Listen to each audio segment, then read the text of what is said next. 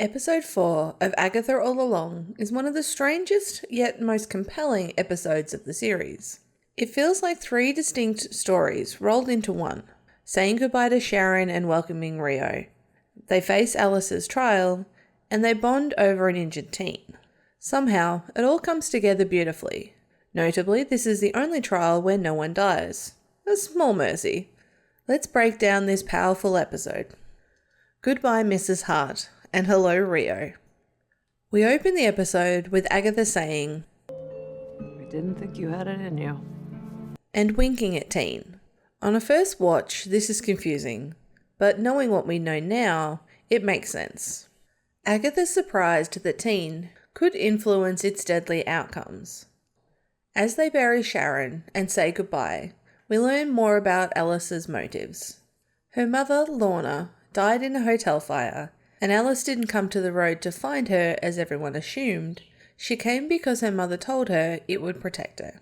This revelation unsettles Jen, raising the question, what did Alice, the protection witch, need protection from? The group, as usual, can't stop bickering, and at one point they argue over the lyrics of the witch's ballad. When Jen suggests asking Alice for clarification, you can see Agatha itching to insert her authority. After all, she co-wrote this ballad with her son. Alice asks how many people left the road with Agatha last time, and Agatha holds up one finger. Did she leave alone? Or with one other person?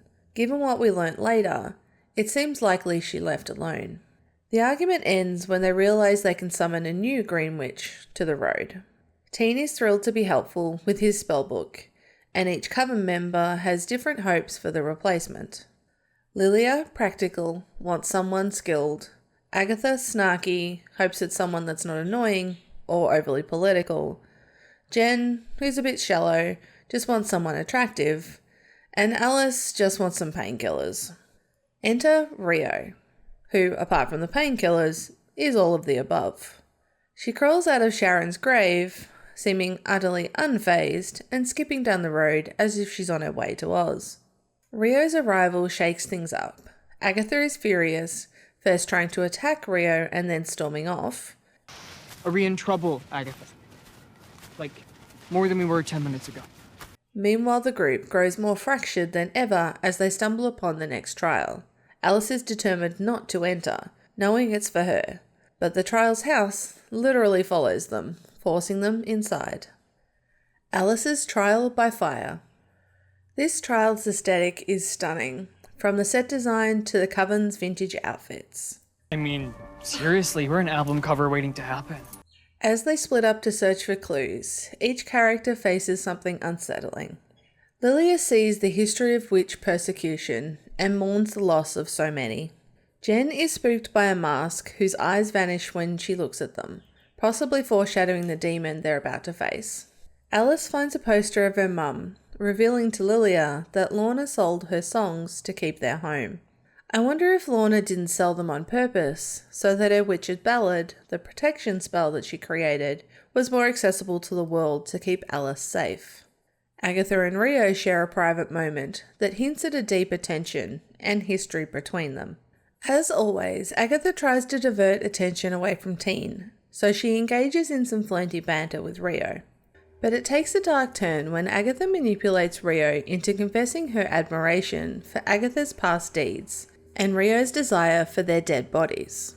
Rio's revelation startles the group, but before they can process it, Teen accidentally starts the trial and curses them all by playing a record backwards. Alice initially says she feels lighter, indicating that the curse may have been lifted off her shoulders, but the curse wastes no time in wreaking havoc. It attacks Lilia first, then Jen. Thinking quickly, Alice draws protection circles around them, but the curse continues to rampage and target Teen, hurtling him through a window. Somehow, Teen gets up seemingly unscathed, joking that he's now officially part of the coven. Blessings and burdens alike. Jen, still safely inside her protection circle, calls out to check if he's okay. Alice, reluctant but knows what must be done, reveals the answer. They need to play Lorna Wu's ballad. Agatha steps up to start singing, but the curse immediately attacks her. Used to pain, Agatha powers through, singing despite the assault, and forcing the curse to back off. As the group joins in, the curse grows angrier, igniting the room in flames. But as it manifests its true form, Alice can finally see it and therefore confront it. The demon fights back viciously, attacking her directly, but Alice doesn't waver. She sings the last words of the ballad, destroying the demon for good. Relief watches over the group as the piano reveals the exit, and they share a fleeting moment of joy until Teen collapses, revealing a shard of glass lodged in his side. Teen brings them together. Teen is the glue that holds the coven together. Earlier in the episode, he calls them all out for failing to look out for one another. Now, as he lays dying, the words take hold, and for the first time, the coven truly unites. Agatha, uncharacteristically panicked, pleads with the group to help. She snaps at Lilia for trying to be supportive, before turning to Rio, seemingly begging her. Don't. Amid the chaos, Jen remembers that even though her powers are bound, she still has access to analog magic, as Teen put it. Using water and moonlight, she heals Teen, a moment so impressive that Lilia can't help but marvel at its brilliance. As Teen recovers, Agatha stays by his side while the rest of the coven finally start to bond. Jen opens up, admitting she still doesn't understand how the man managed to bind her without magic. Alice shares that after her mother died, she lost faith in magic and was consumed by anger, but now she's processing her grief in a new and healthier way. Lilia vents about the stereotypes witches face, while Rio lightens the mood with her humour. When Teen wakes up, he and Agatha share a rare quiet moment. Agatha, visibly relieved, drops her sharp persona and speaks to him honestly. Teen asks about the sigil on him and seems genuinely hurt that Agatha doesn't know his name. You don't have to know a person's name to know who they are.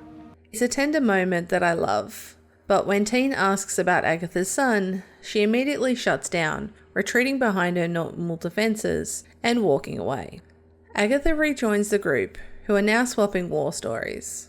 Rio reveals that in doing her job, she once hurt Agatha deeply, a wound that also hurt Rio. Stepping aside for a private conversation, the two share an intimate moment. They embrace, and Rio confirms that Teen isn't Agatha's son. At that moment, Agatha's persona snaps back into place. It seems as if she was playing Rio for information. However, is Agatha the persona, or has she relied on it for so long that she doesn't know how to be any other way? This dynamic and the layers of Agatha's character will undoubtedly become even more important in the episodes to come. This episode is packed with layers, grief, bonding, and revelations, all tied together with the series' signature humour and intensity. From Alice's victory over the demon to Teen's role as the group's uniting force, Episode 4 balances powerful moments and emotional depth. As we learn more about Agatha's layers and her relationship to the Coven, the stakes continue to rise. Make sure you subscribe so you don't miss the next breakdown. And as always, thanks for watching, and let's see what other secrets we can uncover next time on Nerdy Investigations.